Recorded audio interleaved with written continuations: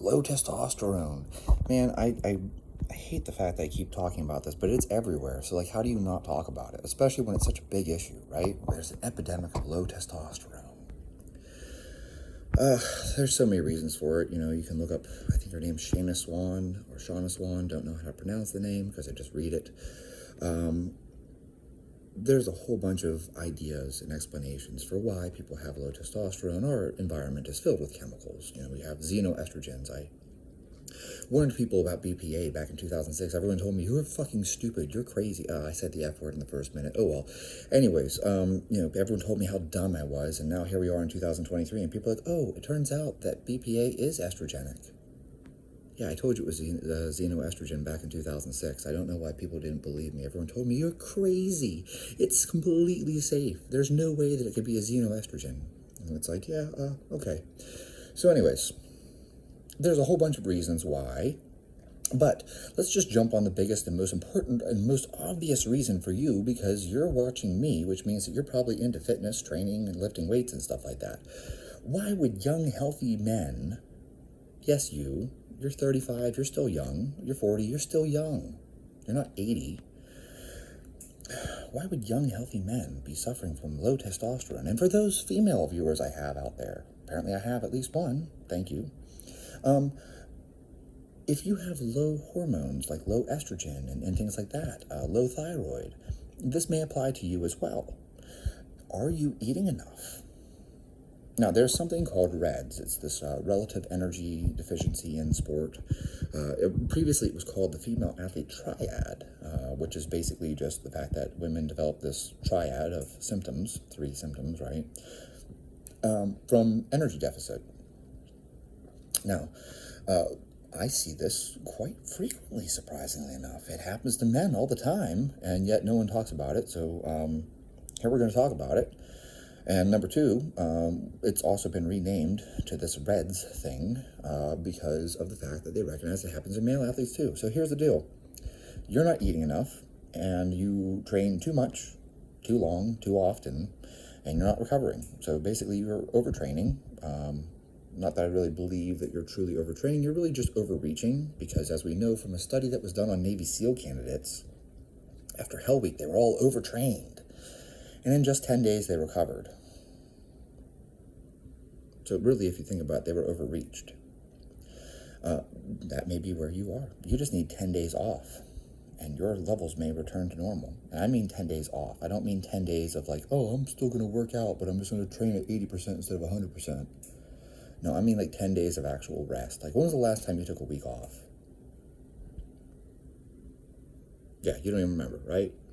Another thing is that you can read, there's multiple papers on this. The caloric intake that you need is at least 45 kcal, so 45 calories per kilogram of fat-free mass. But I will tell you right now, if you are someone who trains hard, you might as well just ramp that up and make it 45 kcal per kilo of body weight. You weigh 100 kilos, you should be eating 4,500 calories. If you want optimal hormone levels, you want optimal thyroid function, you want optimal, testosterone, you want your luteinizing hormone, your follicle stimulating hormone, your growth hormone, etc. You want those things to be optimal. Yeah, and you're training hard, you should be eating 4,500 calories because you weigh 100 kilos. You follow? Now, don't get me wrong, maybe you are 20% body fat, so you actually weigh 80 kilos of fat-free mass. In which case, maybe you can cut the calories down a little bit, but still, it's probably more than you're currently eating. Because I have had athletes who are over 6 feet tall, and they're eating 1,600, maybe 1,800 calories a day. This is a side tangent, but you've heard me rant about this before. Guys tell me, I want to get jacked. I want to get huge, and you weigh 145 pounds, and you're eating 2,000 calories a day. Why? That doesn't make sense. Like, you don't need me to tell you that doesn't make sense. You know better. And guys that weigh 185 pounds and they're eating 2,200 calories a day and telling me, I eat so much, I don't understand why I can't gain muscle. It's like, well, I understand why you're not gaining muscle. I also understand why you're not gaining strength. You don't even eat enough to recover. So, what we're talking about here is low testosterone. You have low testosterone. Oh my God, it's 300, which is not low testosterone. But you feel like it is. And the truth is that you actually just feel like shit because you're under eating. Like, I bet your testosterone level doesn't actually matter that much. I know you think it does. I know you think it does. Because someone showed you a number on a piece of paper and they're like, you're only 400. It's low. And you're like, yeah, it is low because the top end of the range is, 1,000. But what if it had nothing to do with your testosterone level and everything to do with the fact that you're overtraining, you're undersleeping, and you're undereating? These things are inextricable, by the way. I'm not telling you that it's really one thing. What I'm trying to point out to you is the reason why your testosterone level is low is because the check engine light came on. Your body said, oh shit, I'm under a ton of stress and I don't have enough food coming in. Sex hormones take a back seat because I don't need to produce sex hormones. I need to produce more cortisol. And so your body's producing all this extra cortisol to keep you going. Hence, all that cholesterol, this whole synthesis, this whole entire pathway of pregnenolone and all these things like that. You've been told it's adrenal fatigue. Trust me, it's not adrenal fatigue. If you have adrenal fatigue, then you experience what I had, and that's called an adrenal crisis. You die. Well, no, not necessarily. You can run to the emergency room and they give you dexamethasone, which will save your life. But if you don't go to the emergency room and you don't get an emergency injection of Solucortef, which is hydrocortisone, which is not fun, if you don't get this emergency injection and then they put you on dexamethasone and stuff, you would die of an adrenal crisis. So if your adrenal glands fatigue and stop working, then you die. Or you go to the emergency room and get hospitalized. The point is that because of this whole pathway, this cortisol, this pregnenolone, all this stuff like that, your body's taking all of its available resources and saying, let's produce more cortisol, and testosterone takes a back seat. So now, whenever you finally back off the training, and you rest, and you sleep, and you eat enough, 45 calories per kilo of body weight, suddenly your hormones come back online. And I'll share a personal anecdote here. When I was young, in my career, I didn't know what I was doing. I shared this on IG, so if you guys follow me on IG, you already know this story. I would do stupid things to make weight because I didn't know any better, and I had really bad coaches, actually. I look back and I realized that some of my coaches, they were very good coaches in terms of fighting. They were not good coaches in terms of nutrition. And so I would do things like eating nothing but tuna and water, eating nothing but egg whites and water, because I had to cut from 155 pounds to 135 pounds. How do you do that? You just eat nothing but egg whites. No carbs, no fat, just egg whites. And drink water. Suffer. And of course, we did really stupid things too, like getting in the sauna and sitting in the sauna and sweating out like every last ounce of water to the point where you felt like you were going to die, because probably if I would have got blood work run at that time, I probably was close to death. This whole thing of cutting water to fight is really unhealthy, but that's a different topic for a different time. Anyways, point being, there were a few times where in the final week of fight camp, I would decide to run blood work because some part of me was like, I feel like shit. Why do I feel so awful? Everything feels terrible. I think I'm dying. And I would go get my blood work run, and my cholesterol was fucked up, and my blood glucose was fucked up, and my cortisol was fucked up, and everything's fucked up across the board because you just lost 20 pounds in a very short amount of time, and you're training 3 and 4 times a day, so you're overtraining, and you're not eating because you're starving yourself to make weight. So surprise, surprise, here I am at, 24, 25 years old, and my testosterone level is like 210. It's like, oh man, I feel awful. I feel like death. Because it did. I felt like death. In fact, I would get so lean, the fat pads on the bottom of my feet would be gone, and it would hurt to walk. It felt like I was stepping on marbles and Legos. Don't fight in a weight class that you don't belong in. I was already a lean 155. For me to get down to 135, I had to lose muscle in the process to get down there. I was I have pictures of it. You guys have seen the pictures of it. I was like Skeletor. This is like bodybuilding lean. Like striated glutes, striated everything, because I had no fat left anywhere. No subcutaneous fat. It was insane. You could see my cheekbones, my eyes were all... I didn't look healthy. I looked like a sick person. I had people ask me, do you have cancer? I actually had people ask me if I had cancer. No, I didn't have cancer. I'm trying to make weight for fights. Anyways, the point being here, right? So I would make weight. I'd have the fight. It never went well. We've already been over this. I had a losing record. It's not like I'm not proud of that, but you know what? I'm not going to fucking lie to you and be like, I'm a badass, man. I won every fight. No. Dude, I came into every fight overtrained and beat up. That's why I lost. I tell people all the time, you want to do well in fighting? Be the guy who shows up healthy. That'll make all the difference. Like, I kid you not. It's not because, and like, I'm not trying to say I didn't get beat by better fighters. I got beat by better fighters. But I tell you what, I would have done a lot better showing up to the fight healthy than showing up the fight overtrained and underfed and just feeling like absolute shit. Anyways, point is, I'd have my fight, and then 3 months later, I'd get my blood work done again, and my testosterone level would be between 790 and 810. Because I put weight back on, I'm back at 155 pounds, I'm not training 4 times a day, like all that. Just stopped overtraining and started eating again and went back to lifting weights and doing what I do, and my testosterone level would go back to normal. You know, when you are starving yourself lean, your sleep quality even goes to shit. Like, it's hard to sleep. I would wake up 4 or 5 times a night to piss. It just, like, all that stress hormone all the time. Your body is in a constantly stressed state. So, you know, there's nothing good about making weight for fights. I don't miss it. I'm glad that my fighting career is over. The best thing that ever happened to me was I got injured. I tore my retina and I can't fight anymore. That's a good thing. I think it actually saved me. I was 29 when that happened, and that was the end of my fighting career. So I have never made weight ever again. I've never put myself through that shit ever again. Point being, you might not even be a fighter, but yet you're not eating enough and you're overtraining.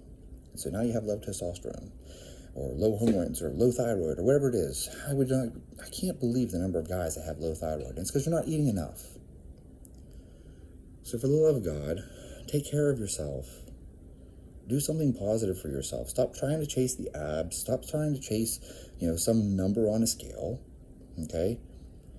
Train efficiently. Short, hard workouts. Go ahead and lift heavy weights. But, keep it short. You don't have to train for 3-4 fucking hours. Stop the excessive cardio and eat, 45 kcal, right? Per fat-free mass, right? Per kilo of fat-free mass is the minimum. That's the minimum, by the way. This is not like this, that's the most you can eat. That's the minimum you need to eat to have proper hormonal function. So now, if you really want to recover, eat 45 kcal per kilogram of body weight total, right? And watch your numbers come back. And cut out all the shit you shouldn't be doing, like staying up all night playing video games and staying up all night watching Netflix and drinking alcohol and smoking cigarettes and all the other shit. You already know this stuff fucks up your hormones. Stop doing it to yourself. People do so many things that if you just took this thing out, you would feel better. You eat junk food, and then how do you feel after you eat junk food? You feel like shit. Everyone feels like shit. You want to know why I don't eat junk food? It's not because I'm like some kind of orthorexic nut. Okay? I feel like genuine shit when I eat junk food. Now, don't get me wrong. Okay? Food is a social thing. I've said that before. Don't develop an eating disorder where you're afraid to eat food. Okay? When my dad was dying of cancer, we sat down and had sandwiches. And I felt awful afterwards because I already know that I am intolerant of gluten. It's been tested. I've had, 4 different gastroenterologists tell me, like, you tested positive on this celiac screening thing and you have IgA, whatever the hell it is. Yeah, I know I have gut problems. I've had multiple colonoscopies and I'm young. I'm not even 40 yet. And I've already had multiple colonoscopies. I'm well aware that I have gut issues and I can't eat gluten. But, when your dad is dying of cancer and he wants to have sandwiches, you sit down and have a damn sandwich. It was delicious. It was amazing. But I don't eat junk food because it doesn't make me feel good. I don't eat things that make me sick. That's that simple. It really is that simple. So stop doing things that make you sick and watch your health improve. Eat enough food because undereating is making you sick. So, before you diagnose yourself with low testosterone or low thyroid or low estrogen or whatever it is, are you eating enough? And are you sleeping enough? There's another big one. Like, go get a sleep study. For the love of God, get an actual sleep study, though, like the one they do in the hospital where they put the EEG on your brain. Make sure you get that one. And I swear to you, once you get a BiPAP, it's like, oh my God, my life has changed. It's a lot of these things are easy to correct. You having low testosterone, is it because you have low testosterone as like the primary cause is low testosterone? There's something causing you to have low testosterone. Figure out what that cause is. It's your check engine light coming on. You know, it's like I tell guys all the time, I don't care. Doesn't it upset you? You have erectile dysfunction. Go get your heart checked. That is an early warning sign that you have heart disease. Get your heart checked, for the love of God. You're having erectile problems. Go get your heart checked. You could have peripheral artery disease. You could have some type of cardiovascular disease. You could have, an enlarged left atrium. You could have left ventricle hypertrophy. Like, you could have any number of things. Like, go get your heart checked. But no, guys can't talk about that. Guys don't have erectile dysfunction ever. And so, because they can't talk about it, they never get it addressed. I recommend you go get your EKG, go get an echocardiogram, go have an ultrasound of your heart done. Find out what your ejection fraction is. I know my ejection fraction. I know my heart. You should know your heart. Like, this is something critical for you. Blood pressure. Check your damn blood pressure. You can go buy a blood pressure cuff at Walmart. Check your blood pressure every morning when you get up. That is the silent killer. You don't even know that you have high blood pressure, and yet you have high blood pressure, and it's slowly killing you. Get your blood pressure under control. And if you're worried about it, go on lisinopril, which actually increases IGF-1, or get on telmisartan, which, telmisartan is is it gamma PPAR? It basically is exercise in a pill, okay? So, I keep telling people, you have great options out there like lisinopril and telmisartan. Like, there are some really good quality blood pressure drugs now. You don't just have to go on amlodipine. So, think about that for a bit. It'll improve your life. So, prazosin, I think, is another one. I think that's a beta blocker or something like that. That one's not a fun one. Beta blockers will make it difficult for you to work out. So, lisinopril and telmisartan, those are good options for you. Anyways, there you guys have it. Take care of your health. And if you take care of your health, watch, your testosterone level comes back up, because it's really just a check engine light. It's just telling you, yo, dude, we got a little issue here. Find out why you have low testosterone. Fix the cause. You could even have a pituitary adenoma. That would be very serious. Or you could have testicular cancer. That would also be serious. Get those things ruled out. But the easiest one, and the most common one that I see, is people are overtraining and undereating, especially in you young, healthy males. You are a young, healthy, active individual. There's no reason why you should have low testosterone. Oh, but you undereat and you overtrain. And that's why all these dudes with six-pack abs that look jacked are all suddenly like, I don't know why I have low testosterone. I know. You're not eating. And there you guys have it.